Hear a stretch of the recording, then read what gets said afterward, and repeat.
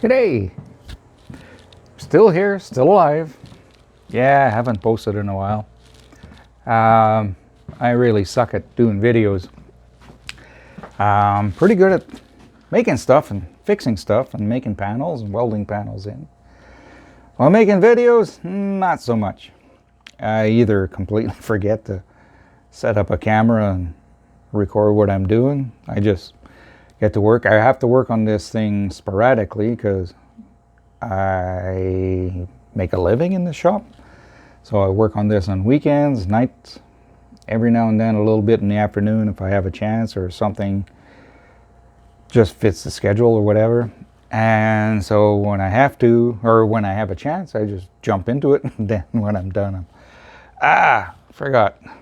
So a YouTuber I'm not, but I'm still documenting the whole car. So we're pretty much done with the floors and everything. Here's the trunk area. Back up here. Those corners are all new. If you're wondering why I'm pointing there, well,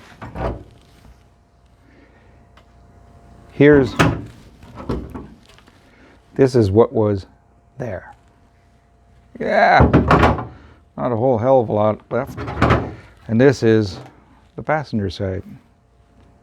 It actually looked pretty good until I started chipping away at it and working at it. And there she is. As far as everything's concerned, no harm, no foul. That came along well. Remember, there was a hole back here. Tire well, spare tire well was gone. So I've actually accomplished a lot in the last month or two. Floors are all done. That one, passenger side front, just had a little spot on the front corner underneath where that 2x4 is. All that wiring's from the Alpine stereo, the handy dandy 1990s. Had to rebuild most of this part of the floor on the passenger side using leftovers from the panel on the driver's side, which is new and all replaced, all but welded in. Same as that one's all but welded in. Geez, I don't have a light back here, do I? Yes, I do. There. Widen it out a bit. So anyways, it's hard to tell. There we go.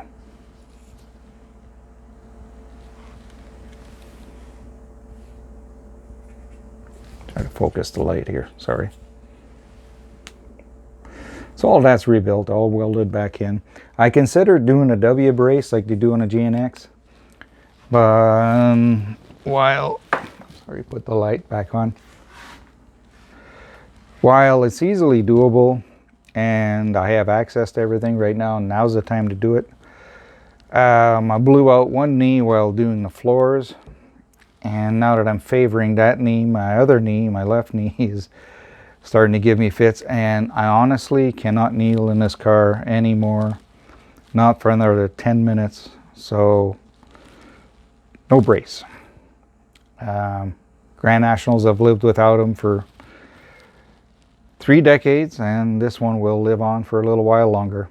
So, that W brace would actually help prevent this. The A pillar or B pillar cracks. But I'm not going to race this thing. I don't plan on babying it. I do enjoy how it snaps you back in the seat good and hard, but I'm not putting slicks on it and launching it uber thousands of RPM, so hopefully you won't need that X brace. If I do, that's just a matter of pull the back seat, clean out the trunk, and weld it in. Next step, I pointed this out before, this rocker panel. But that's not a big deal. I've done those on trucks and such. So, and actually have a new one down there. So once that's done, I have a little piece here. We're going to make a patch panel. I'll try to do better on videotaping what I'm doing. Driver's side in the back here, absolutely solid all the way around, inside out. Passenger side, not so much. He's kind of ugly back here. Behind and in front. The rest of it's good. It's got these wicked little parking lot things, which honestly are harder to take out than patching holes. I got all the little dents. Actually got a bit of a shine here because I've got it down to 320 or maybe 600. She's straight. You can see from my circles that's where the dents were. I find those using a magnet setup like I showed in the bodywork tips. And yeah, if you're wondering why, I probably covered this before, but I'm sure not everybody watches all the videos. The reason I'm using various colored primers, easy. It's for, I use that as guide coat. So underneath here is a red, so I alternate red, gray, and then when you're sanding through, you can tell if you're level or not by the amounts. So I can't find guide coat locally because, well, I live in the sticks. I live in a geographical abnormality. I'm 2 weeks removed from everywhere, and since we're in the pandemic, I'm now about 7 weeks removed from everywhere. So do what I can, and what I can do is use different color primers. I try to stick to the darker red because it's a black car, but that's cool. These are just little pieces of glaze anywhere there was a chip, instead of making a mistake of trying to feather in sand and feather, which just results in a wavy car. I never really appreciated how straight this car was. Look at that. 35 years old. It was built in late 86. It's an 87 model, but pretty impressive still. So we're well on our way. Once I got the rocker done, might as well get talking here. It's on to the mechanicals. I need to build an exhaust. I've got everything from the turbo back removed. Downpipe, everything. Downpipe was in bad shape. It's a Hooker downpipe. So I'm not going to replace it. I'm not going racing anywhere. And everybody wants like $600-700 American for a downpipe. It's just a little bit of crooked exhaust tubing. Come on, guys. You're exaggerating. So I'm going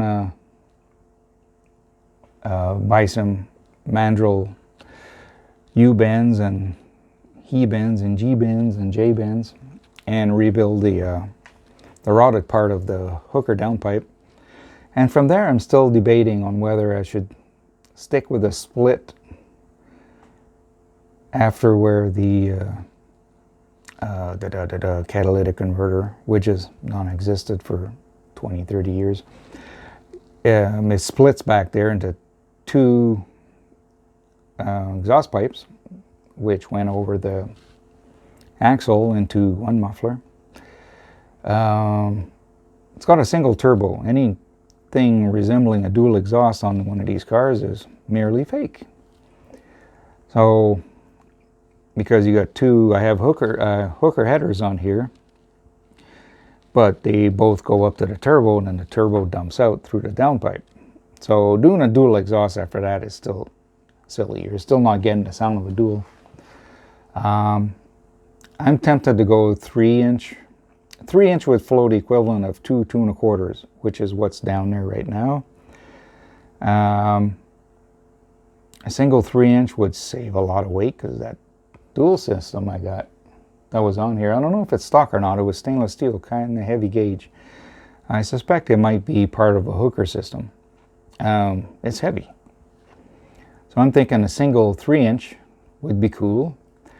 And go over the axle with a 3-inch. And I notice a few manufacturers make a single 3-inch in to a dual 3-inch out muffler. That would be ideal for this thing. It's actually sized just about right to fit in the stock location. And probably nice and quiet. I have no intentions of putting mufflers beneath the floor pans here.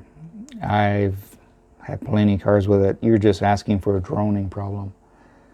It's going to be my daily driver, so I like my cars loud, but I don't like them to drone on a highway. That's hard on the ears. I'm a musician, I'm a luthier. I like my ears. So that's enough rambling for now, I think. Most people have probably signed off. I probably got 4 views at this point, but this is where we are. Car's coming along fine, it's coming along great.